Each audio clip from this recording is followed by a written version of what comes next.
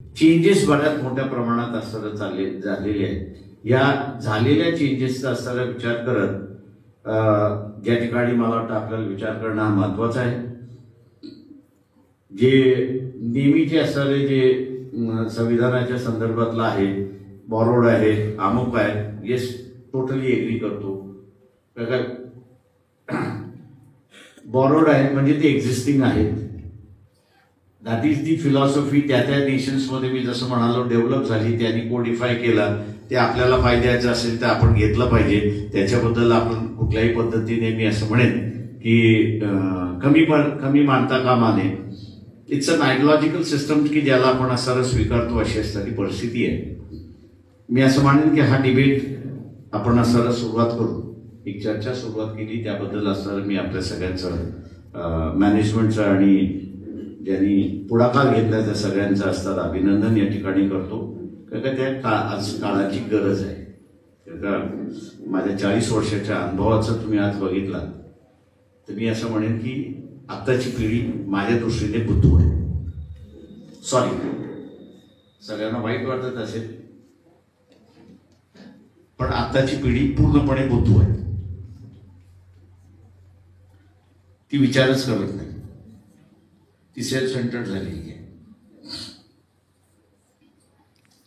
आणि म्हणून बऱ्याच गोष्टी ज्या आपल्याला लक्षात आल्या पाहिजे त्या आल्या नाही. आपल्याकडे असं डॉक्टर राय बसलेले आहेत, ही इज फ्रॉम दुबई, की ज्याच्यावरती आपली असणारी चर्चा नाही आहे. त्यांच्या देशामध्ये सुद्धा एक 3-3.5 वर्षापूर्वी एक निर्णय झालेला आहे आणि तो म्हणजे की आमच्या देशाची पॉप्युलेशन म्हणजे दुबई जे किंगडम आहे त्याच्यामधली असणारी पॉप्युलेशन त्यांचं आणि बाहेर ज्याला आपण म्हणतो की कामानिमित्ताने आलेली लोक जी आहेत त्यांचा रेशो आम्ही डिसाईड करतो. आणि जो काही माहिती आहे आमच्याकडे मिळालेली आहे त्याच्याप्रमाणे 23 लाख इंडियन्स यांना माहितीशी यावं लागले. ते ट्रम्प सारखे वागत नाही आहेत. तू असं म्हणतो की आलेले आहेत, आम्हाला आहे, आम्हाला ज्यावेळेस लागतील पुन्हा मी त्यांना असं बोलू. पण आत्ताच्या फेसमध्ये आम्ही जे असणारं पोचू शकतो आणि बघू शकतो त्या सगळ्या याच्यामध्ये जे आहे ते एवढी लोक आहेत. मी बुद्धू याच्यासाठी म्हणालो की आम्ही इतर कुठल्याच गोष्टीकडे बघायला तयार नाही होत.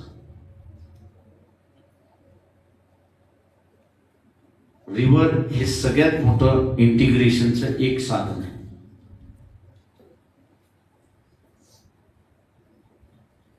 एक डिबेट त्याही काळी झाला होता. बाबासाहेब असं म्हणत होते की हे जे रिव्हर आहेत ही सेंट्रल गव्हर्नमेंटची मालमत्ता असली पाहिजे.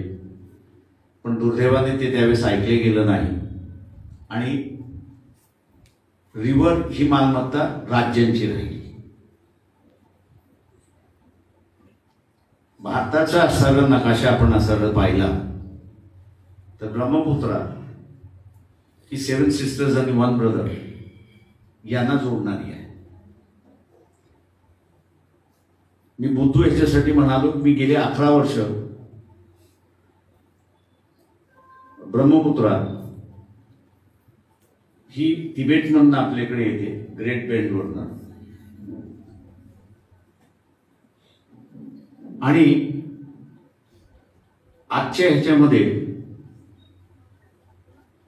जे तिबेटचा भाग आहे ग्रेट बेंड याच्या बाजू याच्या त्या भागाचा ग्रेट बेंड असा आहे, पाणी या बाजूला असेल त्या बाजूला जातं असं आहे. चायना तिथे असणारं एकंदरीत 7 ह्यूज डॅम्स बांधते आणि या ह्यूज डॅम्स मधनं मग भारतामध्ये जी ग्रेट बेंड मधून ती यांकीच्या नदीचं मूळ नाव तिचं असणारं तिथं यांकी आहे. आपण तिला ब्रह्मपुत्र म्हणतो आपल्या इथे आल्यानंतर. बांगलादेशमध्ये गेली की तिचं असणारं नाव पुन्हा त्या ठिकाणी बदलतं अशी असणारी परिस्थिती आहे. ही 7 धरणं झाली तर ब्रह्मपुत्राचं पाणी गेलं. पावसाळ्यामध्ये जेवढं पाणी येईल तेवढं येईल. बर्फातलं वितळणारं पाणी जे आहे ती यामधलं येणार नाही, चायना डायव्हर्ट करते त्या बाजूला. हा जो भारताच्या इंटिग्रेशनचा भाग आहे, कारण शेवटी मी जे बघतोय म्हणून मी त्या चॅनलला असं मानतोय, ते 7 सिस्टर्स आणि 1 ब्रदर यांना जर पाणी मिळणार नसेल आणि तुम्ही त्यांचं पाणी वाचवू शकणार नसाल तर ते म्हणतील आम्ही चायना बरोबर का जाऊ नये, काय आम्हाला जगायचं. इंटरेस्ट हा जो भाग आहे, म्हणून मी मग अशी म्हणाल की एक कायदा करायला आम्हाला 1.5 वर्ष लागत होतं. मी 17 वर्ष होतो त्याच्यात. त्याचं कारण असं होतं की तुम्हाला या सगळ्या गोष्टी लक्षात घ्याव्या लागत होत्या.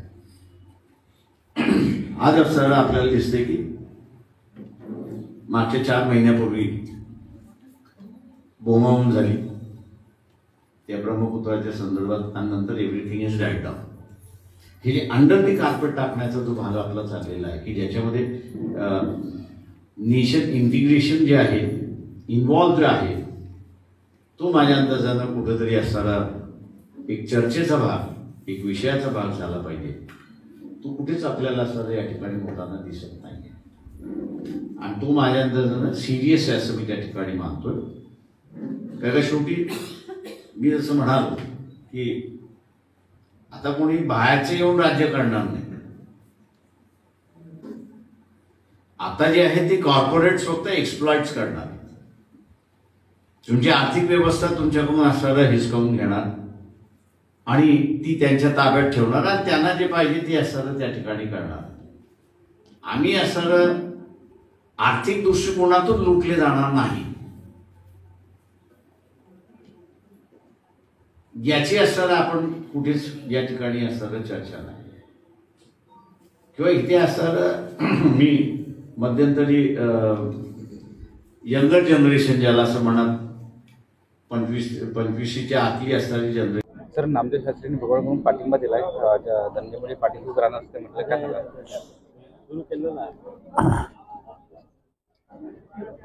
धर्मपीठाने धनंजय मुंडे यांना पाठिंबा दिलाय. हा एक सोशल इश्यू म्हणून मी असताना त्या ठिकाणी पाहतोय. मुळात मला तर लोकांना निर्णय घ्यायचा असेल तर पोलिसांनी त्यांच्याकडचे जे पुरावे आहेत ते जर लोकांसमोर मांडले तरच लोक निर्णय घेऊ शकतील, नाही तर कोणीच निर्णय घेऊ शकणार नाही आहे. कारण ABCD माहीत नसताना निर्णय काय घेणार होता.